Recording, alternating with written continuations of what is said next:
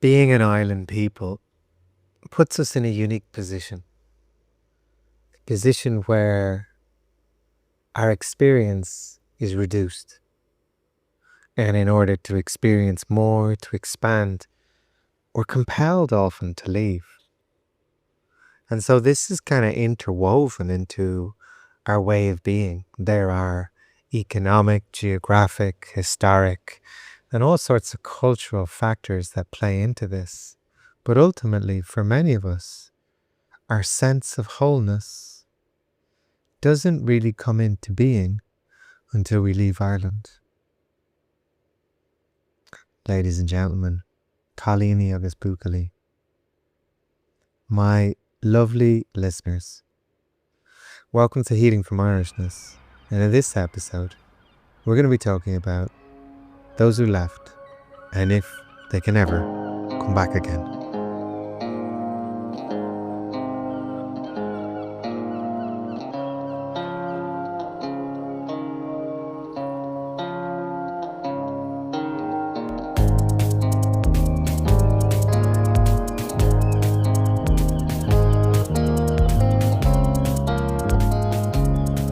Hey everyone, how's it going? How are we doing today? I'm going to talk about the Irish who don't live in Ireland. Now this might be you in the past, you might have left and come back. It might be your family, maybe they're the ones who left. Maybe you just grew up in this country, this new place where your parents or grandparents told you about the fact that you're Irish, even though you weren't born there. Or maybe you yourself, you've left Ireland. And what I'm going to try and do here is just speak to the experience of us, those who left. I don't live in Ireland. I left Ireland when I was 17. I came back when I was 19. I then left again when I was 24. I came back when I was 25, left when I was 28. And I've kind of gone back in fits and drabs, but not quite landed there since. I think the longest I've lived in Ireland since 2008 was probably around about the time when my dad was dying, when I was more or less about two consecutive solid months in Ireland. So that's been my experience. And I want to talk about that. And I've, just to make this a little bit easier for me, I've broken this into parts. But knowing the nature of how I do things, these parts might change or I might throw them out as I'm talking. But for the moment, there are 6 parts. And part 1 is, why do we leave? And I think it's very interesting. I know that when I left, the very first time when I left Ireland, it was for adventure. And I feel very privileged in that regard, because I know that, like, for most Irish people, the experience of leaving Ireland is not for adventure. We leave for survival. It's very much the reality that we experience is one where we feel blocks. There's things we cannot do. I think most people nowadays aren't leaving Ireland just to have an experience. They're leaving Ireland because Ireland is not a viable place for them to live anymore, or to get the level of freedom that would contribute to a happy life for them. But I know that I left for pure adventure. I just finished my leaving and I got a job working in a hotel on top of a Swiss mountain, and my job was to wash dishes. So I went and I washed dishes for 4 months. And it was the most formative 4 months of my life. It was ridiculous. I lost my virginity. I think I started to play guitar and sing songs to a public for the very first time. And it's where I became aware that being Irish and not in Ireland is amazing, right? I think that was the first time. It was in this little hotel, tiny hotel up on the top of the Swiss mountains. Hikers would come through all the time, and they'd always be like, "Where are you from?" And I'd say Ireland. They'd be like, "Oh, we love the Irish." So I got this great Germanic positive feedback towards me, and I hadn't even said a thing. It was phenomenal. This was privilege, a cultural privilege, a personality privilege. It's interesting, for Irish people, we don't have a lot of privilege when you compare it to, say, European nations. We don't have um we don't have that sort of old power that a lot of kind of our neighbors have. But what we do have in bucket loads is our likability. Like it's presumed that we're going to be decent. So I left for adventure, and that was my thing. And I think what's interesting, and all the times that I did leave and that I have left since, have always been in search of adventure, and I feel quite lucky that that's been my case. Like the next time I left Ireland, I think I was then 23 or something, and I fell in love with an Italian woman who was over like supervising a group of Italian students, and she said, "Come live in Italy with me," and I did. Um, and then the next time I left was because I was working in Dublin, and everyone was talking about Berlin, and I thought, shit, this sounds like the place for me. So every time I left Ireland, it was never with a heavy heart. I always left Ireland with a sense of, great, here comes excitement again for me.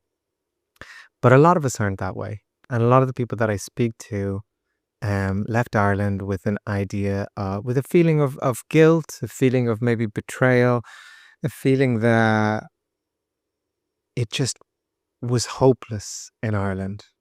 Just a sense that there was a life that they could live in Ireland, and that was the only life. Like this sense that weren't many options.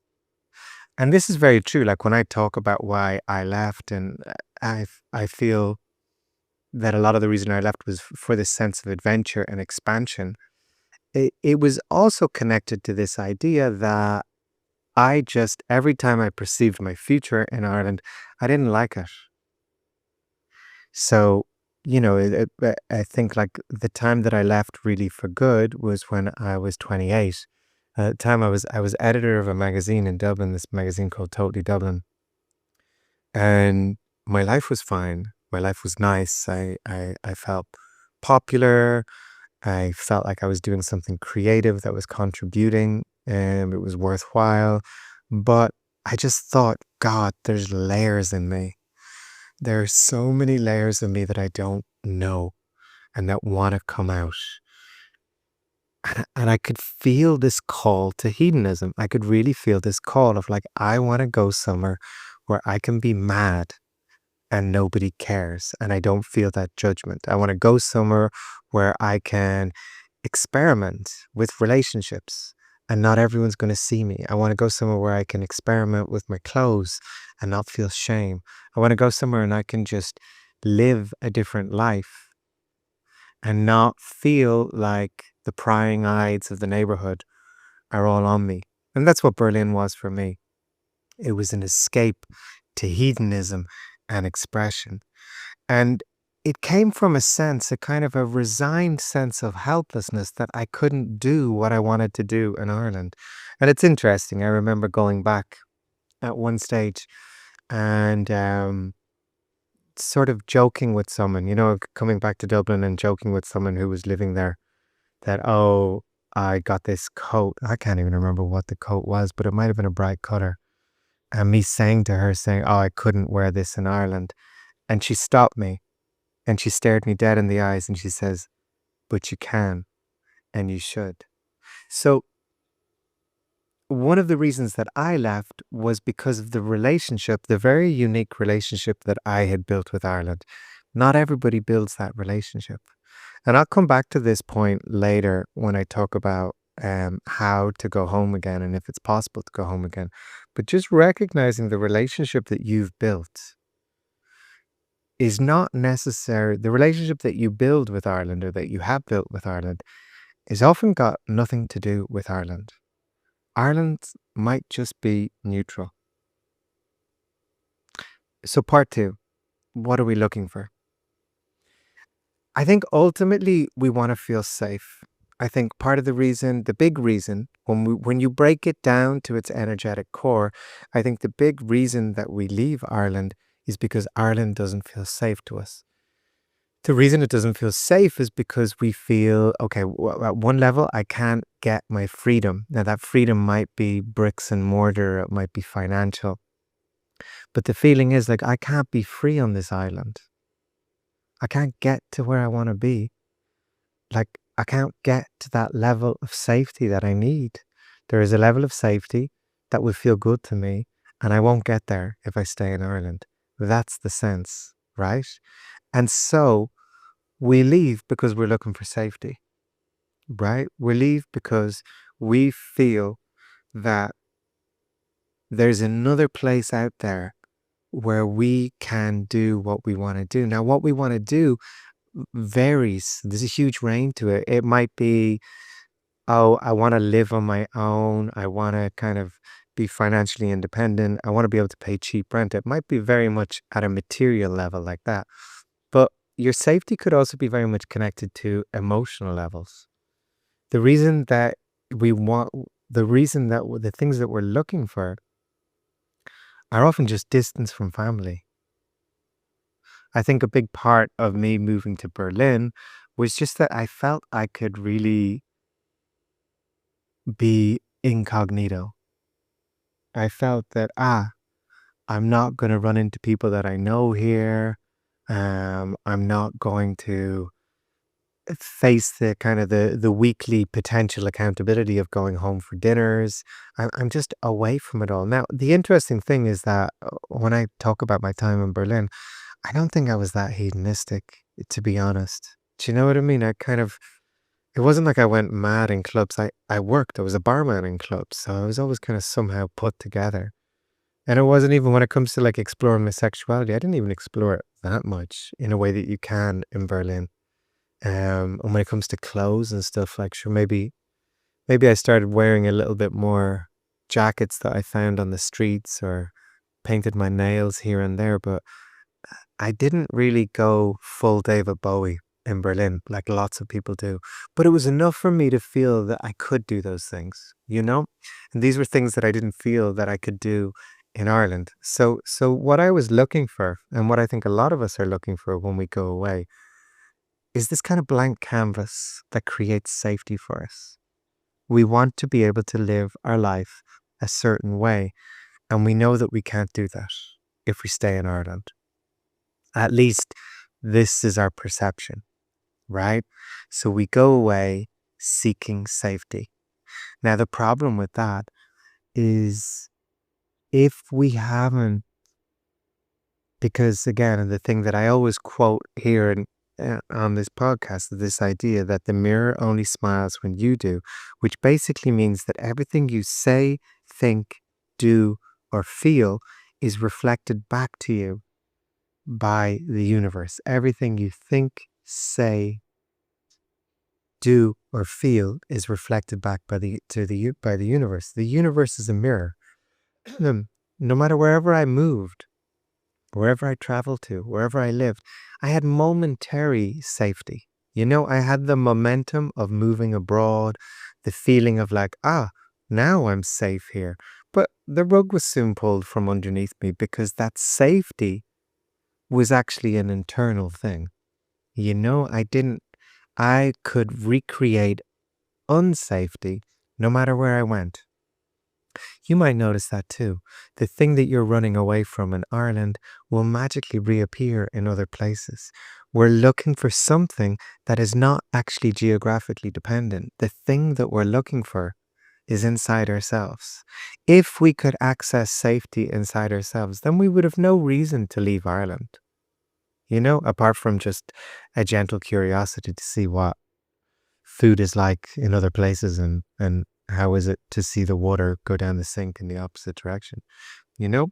So this is the thing. We're looking for safety. I was looking for safety, but I kept on creating danger. I kept on involving myself in extremely dangerous dynamics. And in fact, it was strange for me. I remember when I lived in Berlin, always thinking, God, My life was easier when I lived in Ireland, but somehow I needed to be in Berlin to have that experience of contrast. And this leads me to part 3. How is it to be Irish abroad? Um, and I want to just preface this part by talking about how we learn. Our learning as humans is all connected to doing.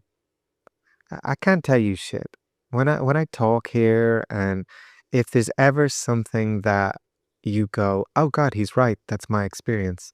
I haven't taught you that. You just recognized it. You already knew it. I can't teach you anything new. All I can do is prompt you to recognize things. That's how we learn. That's how I've learned. I've just been prompted to recognize things. Other people have said things to me, and I've gone, oh yeah, let me just take a mouthful of my tea. I recognize that. This is how we learn. And one of the big things we learn when we leave Ireland is that we experience contrasts. It can often feel for many of us that we haven't really got into life until we leave Ireland. For some reason, and this is the other thing, it's because there are multiple chapters in our life. The first chapter is defined by our relationship to our family. Often, we never finish that chapter. We spend our entire life being defined by our family, being defined by our earliest relationships, being defined by the things that were imposed upon us. Your parents have an idea of who you are. They say that to you, they repeat it ad nauseum, and you become that. They impose a belief upon you, and you integrate that belief. You become that belief. So the second chapter of our life is when we finally just leave our family and we create our own identity. This is how it is to be Irish abroad. We are learning to create an identity that is not linked to our family, our school, the club where we play GAA, whatever, the parish. I could go on, right? And what happens as an Irish person abroad is that we're leaving Ireland with our low confidence. Do you know? Most of us have low confidence. We have a low sense of value. We think of Ireland and we don't imagine ourselves as world beaters. You know what I mean? We can recognize some of the positive traits of our collective culture, but it's not like we go out into the world with a sense of entitlement. And this gets reflected back to us. We end up in relationships with people who dominate us. We dominate us because we cede our power to them. We end up in work environments often where we also get dominated because we give our power away. Irish people, because of our shame, because of our collective low confidence, we project greatness on others. So we move out into the world and we imagine that others are better than us. So this is why the Irish have this reputation for being such hard workers. Of course, we work that hard. We don't feel we're contributing enough. We do the same thing in our relationships. We give more in our relationships than we receive. So what this kind of recipe creates is a situation where to be Irish abroad is exhausting because we are constantly starting off every day in the red with our partners, in the work world, even physically. Do you know what I mean? I know myself, like God, like living in, it took me so long to accept that I'm a pale fucker. Do you know what I mean? Living in different places and going, oh my God, look how white my legs are. Look how ugly my skin is. And it didn't matter how many people found me attractive or, in those deep moments of intimacy where they say, oh my God, I love your ivory skin or something like this. I love the blue coloring around your knees and elbows in the cold. It didn't matter how many compliments I got. I was so disturbed by how pale I was, by how ginger I was, by how freckly I was, by how crooked my teeth were. So I was creating a bed of nails for myself to sleep on. And we do this as Irish people. I think this is also why, as Irish people, we end up connecting to more and more Irish people because we're looking for soothing. I think it's rare that as Irish people that we move abroad and we just blend in with a culture. We often ghettoize ourselves. We're often looking for other Irish people because I notice this myself. Like I live in Spain now. If I hear an Irish accent, I'll talk to the person. I'll be like, Jesus, where are you from? If I know that there's an Irish person living next to me, I'll actively seek them out and go to talk to them because, yeah, at one level, I have a huge love for Irish people, but at another level, there's just this part of me that often feels inadequate around other nations, other races, whatever. And when I connect with an Irish person again, I go, this is my people. I feel safe here. And this is it. So being Irish abroad carries with it a belief sometimes that everyone is better than you. And this then puts you in a situation where you're just working harder than everyone else. You're trying harder in your relationships. You end up in the worst relationships ever. And this is just our situation. So part 4, what do we do with our Irishness? Now, some of us run away from it altogether. Some of us, and I remember that as an Irish person living in Ireland, when people were leaving and friends of mine were going off to New York and stuff and they'd come back and we'd go for drinks together. And I remember one time, where was I? In Hogan's on Georgia Street and going for a pint with a friend who'd been living in New York. And they ordered a Budvar Cristal or something like that. And that drink wasn't in Ireland at the time. And I just remember this feeling of fuck you anyway, as I ordered a pint. This sense of like, Jesus, you've seen the world and you think you're better than me. And there was none of that to it. It was just someone who had expanded their taste and wanted a different drink. Yet here I was kind of holding on to this kind of a sort of a begrudged, bitter jealousy, and this is often what happens when we go abroad.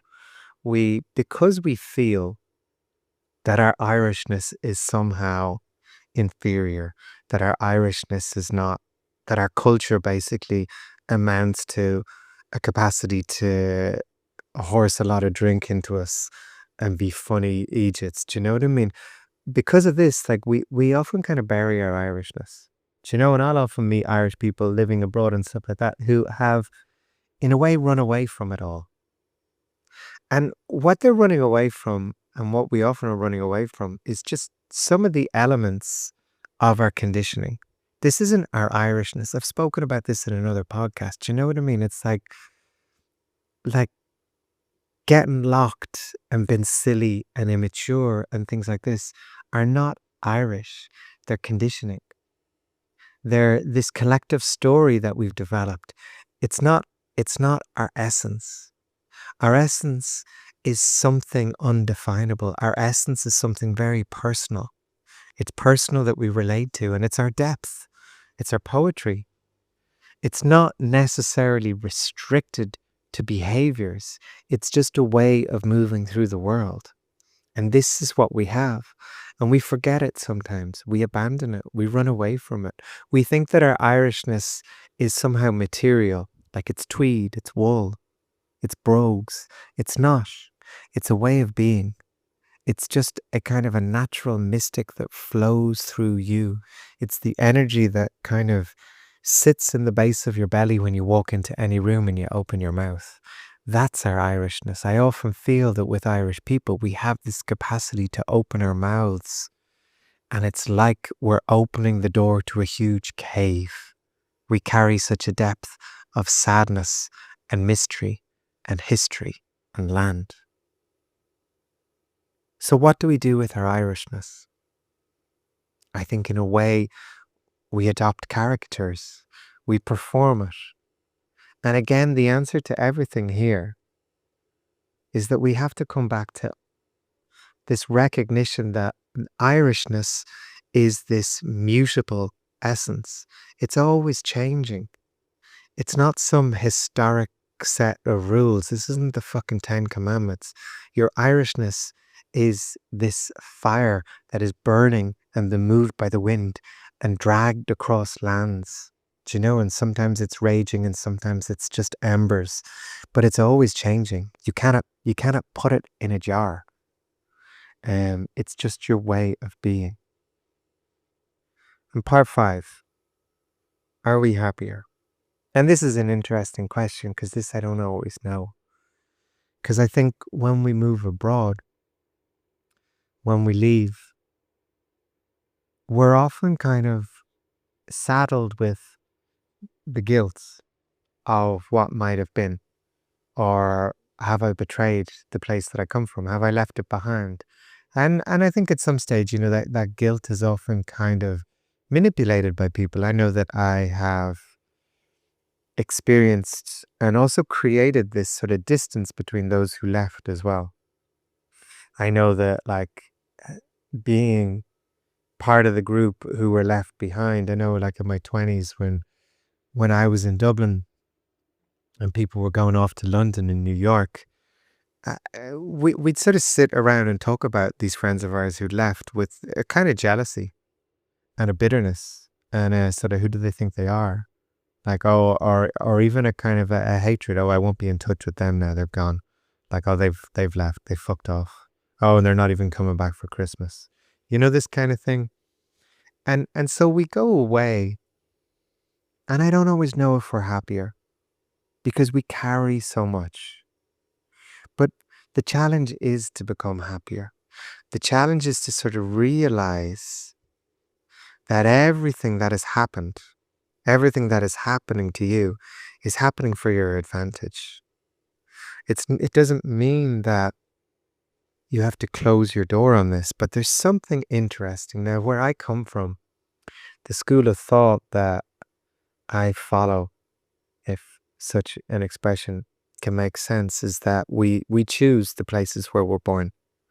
We choose them deliberately, and we choose them not to suffer terrible experiences or to feel isolated or to feel like we don't belong, but because these places that we choose to be born in and to grow up in, the places that form us, are so important to us. I think to be born in Ireland means you love Ireland. I think to be born of Irish parents or Irish grandparents means you love Ireland. Ireland is important to you. Ireland is a major clue in your purpose. Whether that means that it's about expression or whether that means it's about healing from something or curing or just facing up to the demons in your family. But ultimately, what often happens to us is that by leaving Ireland, we get to understand Ireland, and this contributes to our happiness a huge amount. I always feel that those who don't live in Ireland know much more about what it is to be Irish than those who do. It's like the fish swimming in the water and one turns to the other and says, "What's water?" I never really understood the impact of Irishness on me until I was no longer living in Ireland. And from my own point of view, I can say that I am so much happier that I've had this experience of not living in Ireland. I'm so much happier that I learned how to have sex from non-Irish people.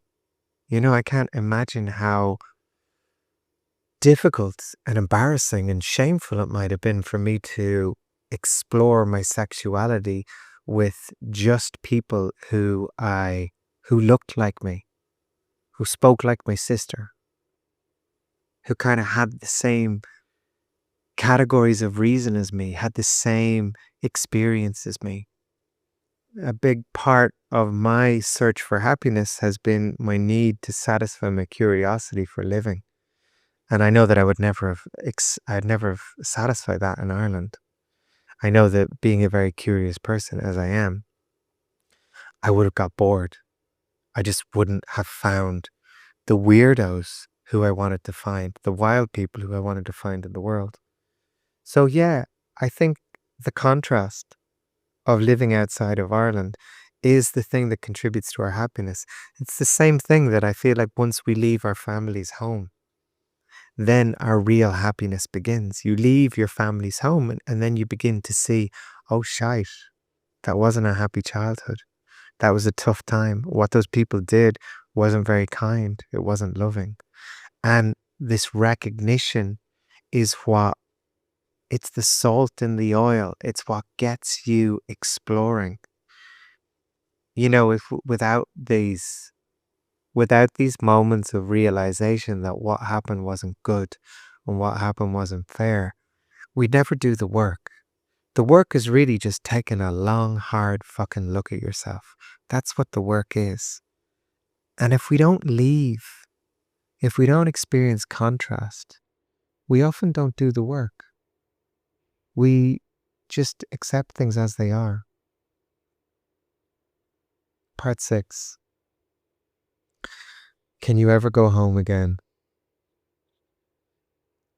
I don't know if I have an answer to this question.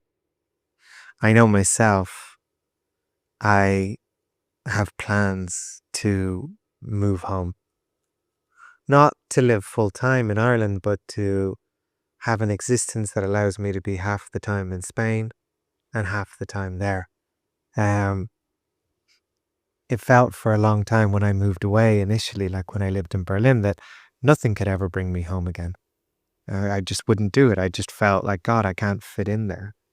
But again, this idea, everything we say, everything we think, everything we feel, and everything we believe is reflected back to us by the universe, holds true. Ireland is just a mirror. Ireland is a neutral place. Yes, it's full of energies and it's full of your past, but it's your past. When you heal your past, when you heal your relationship with yourself, when you make peace with you, you carry that peace with you wherever you go. I hate the expression, and I can't believe I'm using it on my own podcast, but that John Kabat-Zinn expression, the saying, wherever you go, there you are. Was it him who said it, or was it Mitch Albom? It doesn't matter. It's so cheesy, but it's so true. And this is the thing. A lot of us, we carry Ireland wherever we go. It doesn't matter. You know, we bring our depression with us to Australia. We take our scarcity fears to the States. We go off to Germany or London, and the feeling of not belonging that we had when we were living in the Midlands or the North or Dublin or Galway, it's still there. We're just not belonging in a different language. That's all. So you can go home again. Of course you can, because home is neutral. It's you who's the Irishness. You know, it's you who's the sum of all your feelings. It's you where the trauma is resonating. When we clear our past, when we step out of repeating the hurts we experienced in childhood, when we step out of the feelings that would limit our expansion and progress in this life, we don't have those blocks or limits or fears anymore. That's why I made this podcast. I made this podcast to help people remember that everything they want is actually in their hands. You can go home to Ireland again, but you don't have to, but you can. It's all there. Yeah. We leave because we're looking for safety. And that safety is ultimately inside ourselves. And the safety is ultimately inside ourselves because the way that we get safety is by being courageous. The way that safety finally lands inside of us is by us doing the brave things. The brave things are facing our demons. The brave things are following our dreams. And I'm going to end this podcast with a quote that has probably been one of the most informative quotes in my whole life. It's from an American called Terence McKenna. An American with Irish roots, no doubt. And Terence McKenna said this: "Nature loves courage. You make the commitment, and nature will respond to that commitment by removing impossible obstacles. Dream the impossible dream, and the world will not grind you under, it will lift you up. This is the trick. This is what all these teachers and philosophers who really counted, who really touched the alchemical gold, this is what they understood. This is the shamanic dance in the waterfall. This is how magic is done.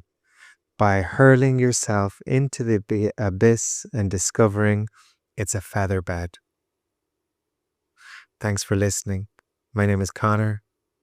I have sessions open over Christmas if you want a little help exploring your Irishness or how to create magic in your life. I have a course called Healing from Irishness.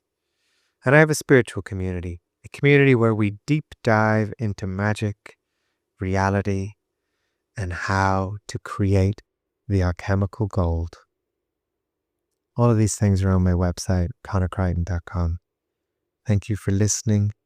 Thank you for writing. Thank you for being you. Thank you for offering me this opportunity to express. Talking into a void would be okay, but not nearly as much fun. Love you all. Slán. Bye-bye. Thanks.